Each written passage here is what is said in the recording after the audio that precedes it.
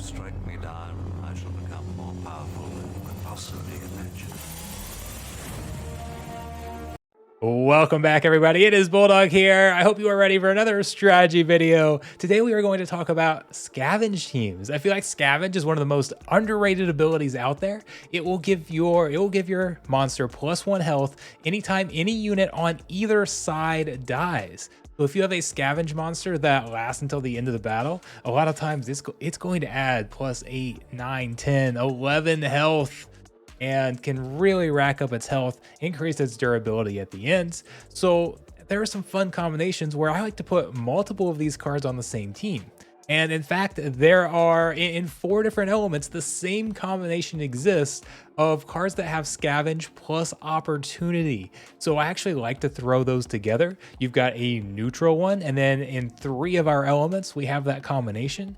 So you can make up this team in different variations with different splinters, and it's something that can be really fun. This works in gold and above. So you do need to be in at least gold league to run this. Let's go take a look at some examples here. First, let's start with, this actually uses a dragon summoner, but this is in the water element. So we've got 3 Scavenge cards. So we have Feasting Seaweed right here, that Opportunity Scavenge. We have Parasitic Growth, Opportunity Scavenge, and those are going to be, I like Opportunity anyways, right? Being able to go attack the weakest card is pretty valuable.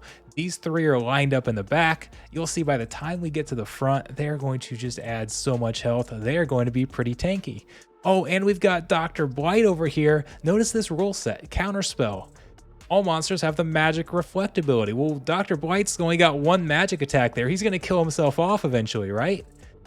Because of that Scavenge, he continues to add more and more health to kind of offset that reflect damage, and he's going to be able to stay alive through this entire battle here. And got an unfortunate dodge there, couldn't take out that card, but this still works. These were both low health cards at the back, but by the time they get up to the front, they've built up a lot of health. We've seen this a lot with Dr. Blight, right? It's very powerful paired with his camo, because you can't attack him early unless you can get like some blast, or maybe get some sort of trample in there to try and trample to him and take him out. He's going to be the card left at the end of the battle, and we've definitely seen that before where he just has a ton of health. In this instance, he's not getting a ton of health, he's just offsetting some of that magic reflect damage. But thinking Dr. Blight could last 8 turns as we go into turn 9 here in a battle where we have everybody has magic reflect, but that's the power of Scavenge there. So we see that was an Earth Splinter. Why don't we come over here? We've got a lot of bling here with this gold, but here's one in the life. So once again, we see Parasitic Growth, we see Dr. Blight, and here we're going to have Cave Slug. Again, that same combination, and they're around the same mana too. So we've got a 5 mana card here. They're all low mid mana cards, so you can kind of stack a lot of them together. You don't need a ton of mana to run these. And it just allows you to stack up all of this health. They become great tanks by the end. You see they're already up to here now, up to 9 health. So works very, very well. And just that durability by the time you get to the end. And we know, like, how many times do I have to say Dr. Blight is just one of the best cards. So unfortunately, this isn't necessarily a cheap team. These are mostly untamed cards, where Dr. Blight's a promo card. So yes, it does require some more expensive cards, but they're not too bad on the rental market. I picked up some of these on my rental team and have been able to use this. And again, be up to, just look at how much damage that Cave Slug can take.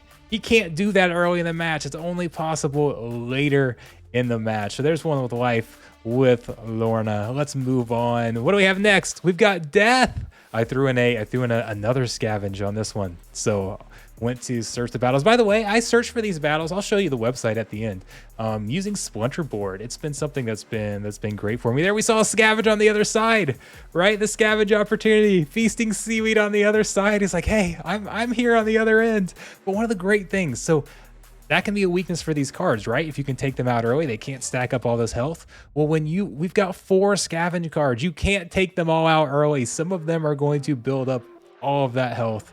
I actually got 4 on the side on the bottom, and then 2 up top. Here's a Chaos card that's a little cheaper, that Riftwing. Some of you might be familiar with using Riffling as a second or third tank in there, and how durable it can be getting a lot of these poisons. And this battle didn't look all that great, but Parasitic Growth comes in, is just able to continue to tank, and then with Dr. Blight adding all that health at the end. See Dr. Blight's on both sides. Obviously have an advantage here. The -1. -1 magic means when Dr. Blight's square off, there's an advantage down the bottom. But still, just able to... Took 8 rounds to get through all of that health as we go down to Dr. Blight versus Dr. Blight. And despite the fact that they struggle to land their poison there, it is going to be Psy Guy's team down here on the bottom that eventually pulls that off. Bought just enough time. That extra health bought him just enough time to make a difference in the battle. So here's one where we're gonna. I pulled up in 1-4 fire as well, because we have a couple interesting Scavenge cards here that don't have the opportunity. So a little different strategy with Scavenge. This is Antoid Platoon. Antoid Platoon and Ant Miners are some amazing tanks because they have shield plus Scavenge. So yeah, we've seen how powerful it can be to gain 1 health. Look, again, we've got Scavenge down on the bottom. I'm kind of showing off the team up top, but we've got Scavenge down here on the bottom. Two of those cards again. That's how powerful it is. We're seeing it used all the time. But with this Ant Miners, he's also got a shield.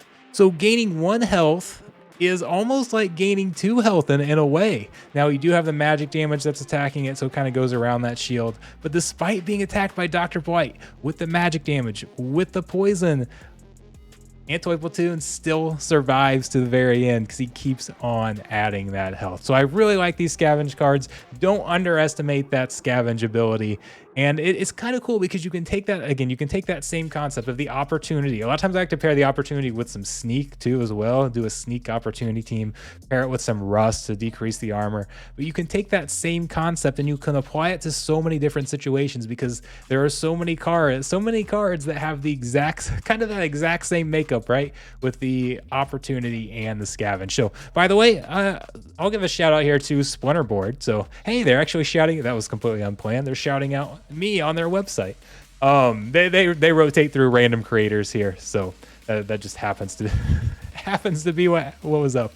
But this is a site that I've subscribed to. It costs $5 a month if you want the full features, but it will actually save your battle history and everything. That's one thing. Like on the Splinterlands website, it does not save your entire history. If you come here, this will actually save.